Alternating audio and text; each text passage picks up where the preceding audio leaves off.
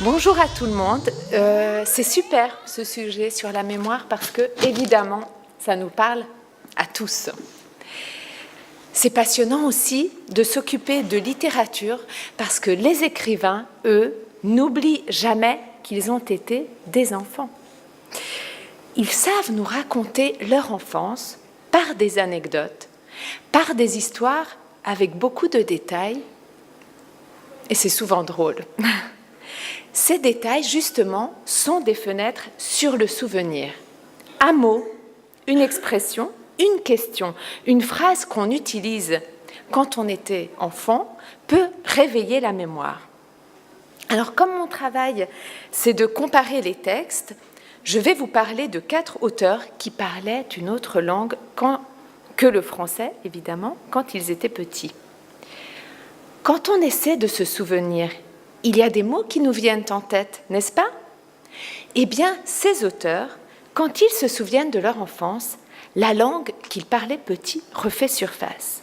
Les anecdotes du passé sont associées à des mots, à des expressions. Parfois, c'est un mot même qui réveille un souvenir. Alors, on le voit dans leurs livres si l'on cherche bien. La mémoire, c'est associé et combiner des sens. Nathalie Sarraute quitte la Russie à l'âge de 2 ans. Elle vient un peu en Suisse, elle vit un peu à Paris, puis elle retourne encore en Russie 3 ans, puis revient vivre en France à 9 ans. Donc, elle grandit avec 2 langues, le français, mais aussi le russe. Voici un extrait de son livre « Enfance ». Vous l'avez peut-être déjà lu. « Tiens, maman, s'il te plaît, avale ça. » Maman, qui n'a pas son pince-nez, elle ne le porte que pour lire, se penche très bas pour voir ce qu'il y a dans la cuillère que je lui tends. « C'est de la poussière que j'ai ramassée pour toi. Elle n'est pas sale du tout. N'aie pas peur. Avale-la, tu l'as déjà fait. »« Mais qu'est-ce que tu racontes? Mais tu es folle. »« Non, tu m'as dit que c'est comme ça que j'ai poussé dans ton ventre, parce que tu avais avalé de la poussière. Avale encore celle-ci. Je t'en prie, fais-le pour moi. Je voudrais tant avoir une sœur ou un frère. » Maman a l'air agacée. Je ne sais pas ce que j'ai dit. « Tu m'as dit ça. Et tu as dit aussi, je t'ai entendu, tu as dit que tu serais contente d'avoir encore un enfant. Alors fais-le, maman, tiens, avale. » Maman abaisse ma main tendue. « Mais ce n'est pas cette poussière-là. Alors dis-le-moi, quelle poussière? » « Oh, je ne sais pas. Si, dis-le. C'est de la poussière comme il y en a sur les fleurs. »« Sur les fleurs? Sur quelles fleurs? » ?»« Je ne m'en souviens pas. »« Mais fais un effort, essaie de te rappeler. » Alors vous voyez, quand on est enfant, on connaît très très bien ce processus de la mémoire. Ici, justement, Natalia veut aider sa maman à se souvenir. La mémoire, c'est aussi répéter. Une autre écrivaine, Agota Christoph, quitte la Hongrie à 21 ans. Toute son enfance, elle a parlé hongrois. Mais, adulte, elle a écrit en français puisqu'elle a vécu à Neuchâtel. Eh bien, tous ses souvenirs à elle sont en hongrois. Alors, quand elle raconte, cela donne ça à peu près. Írunk, nous écrivons. Le professeur se promène dans la classe, les mains derrière le dos. Cseng, cseng, une cloche sonne. Felállunk. Nous nous mettons debout. Le professeur regarde sa montre. Várunk. Nous attendons. Les sirènes de la ville devraient sonner elles aussi. Une fille, près de la fenêtre, regarde dans la rue et dit « Ez csak a szemetes csengője. C'est seulement la cloche pour les poubelles. » Nous nous rasseyons prises d'un fou rire.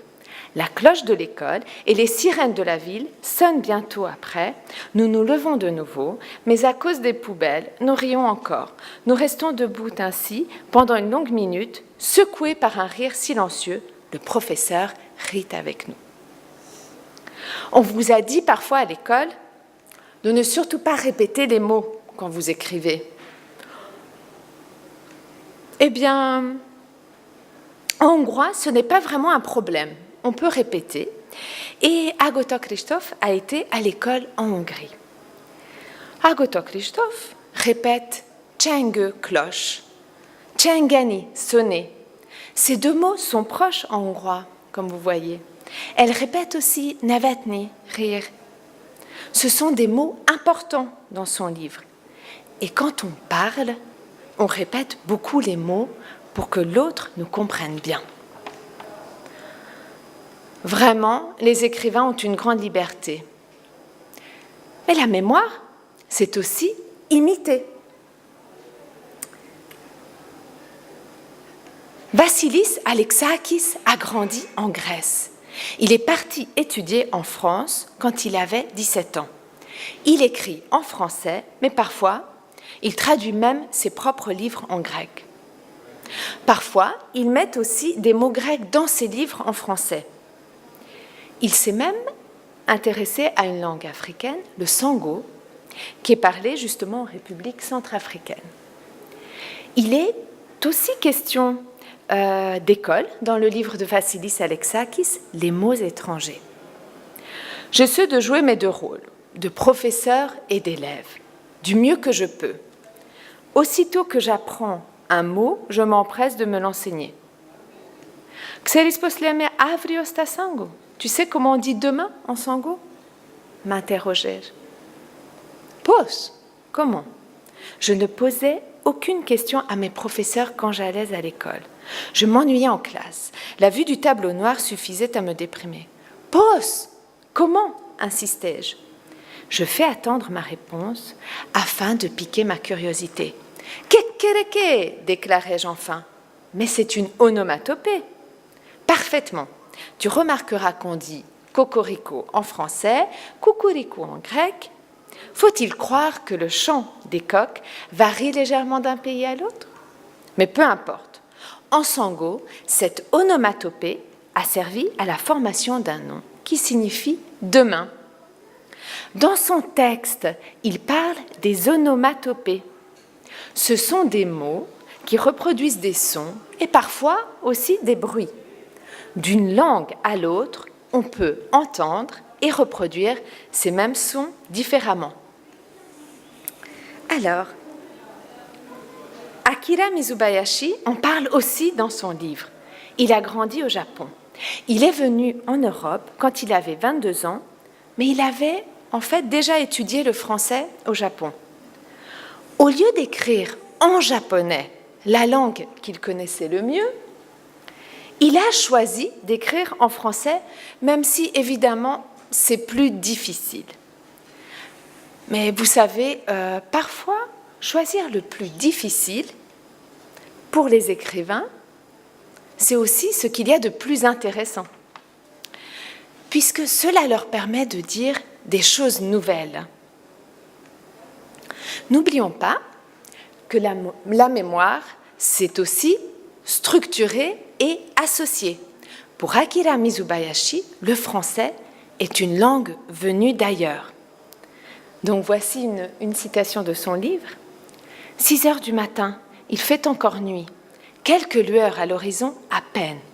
Certains voyageurs émergent de leur sommeil, tandis que d'autres, à voix basse, n'arrêtent pas de parler. Un bourdonnement permanent de voix sourdes. Puis, gatan goton, gatan goton, gatan goton, gatan goton, gatan goton. Le bruit infernal du train emplit tout l'intérieur.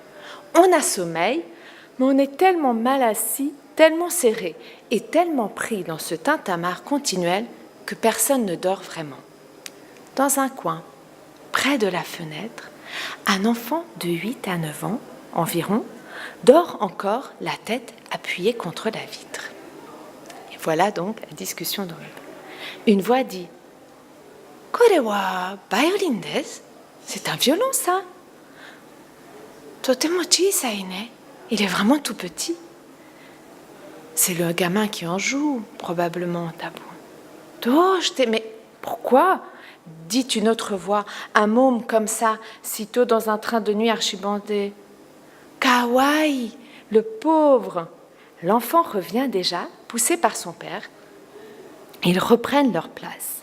« Tu veux boire de l'eau, mon garçon ?» Le petit hoche la tête en signe de refus.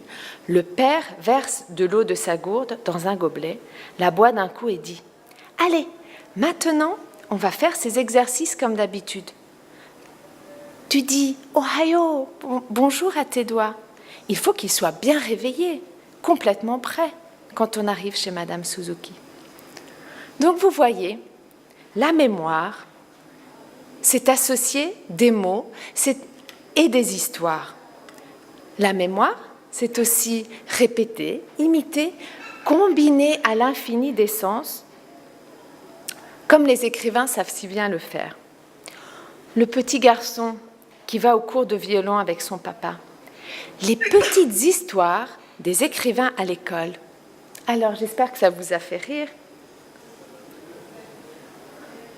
Alors, je terminerai par quelques questions, quelques réflexions autour de ces petites anecdotes. Est-ce que ces histoires vous rappellent des souvenirs d'enfance, peut-être des anecdotes, peut-être que ces histoires font écho à vos propres souvenirs?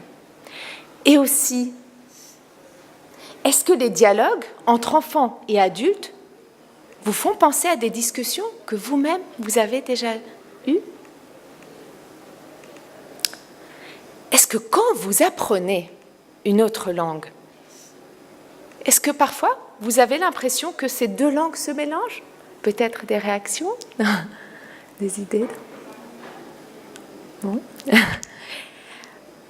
En tout cas, je vous laisse encore réfléchir. Par exemple, qu'est-ce qui se passe dans notre tête quand on fait de l'allemand ou de l'anglais à l'école? Est-ce que vous avez été surpris par un mot, par une phrase ou une expression de ces auteurs? Quand vous faites un voyage dans un pays où l'on ne parle pas français, que se passe-t-il dans notre tête? Enfin, je l'espère fortement, j'espère que ces petites histoires vous ont donné envie de découvrir les langues d'enfance de ces écrivains, le russe de Nathalie Sarraute, le hongrois d'Agota Christophe, le grec de Vassilis Alexakis et le japonais d'Akira Mizubayashi.